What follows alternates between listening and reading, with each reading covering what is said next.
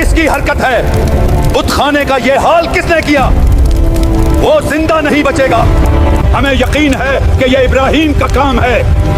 اور پھر حضرت ابراہیم علیہ السلام کو پکڑ لیا گیا اور نمرود نے پوچھا نے ایسا کیوں کیا؟ کیا تجھے میرا ڈر بھی نہیں تھا؟ اور حضرت ابراہیم علیہ السلام نے جواب دیا کلہاڑا بڑے بت کے کندھے پر ہے، مجھے لگتا ہے اسی نے چھوٹے بتوں کو توڑا ہے. کیا تمہیں معلوم نہیں کہ یہ بت تو پتھر کے بنے ہیں؟ یہ نہ بول سکتے ہیں اور نہ حرکت کر سکتے ہیں. تو پھر اس بڑے بت سے یہ پوچھو کہ اس نے باقی بتوں کو ٹوٹنے سے بچایا کیوں نہیں؟ تم پاگل ہو کیا؟ وہ بت دیکھ نہیں سکتے اور نہ ایک دوسرے کو ٹوٹنے سے بچا سکتے ہیں.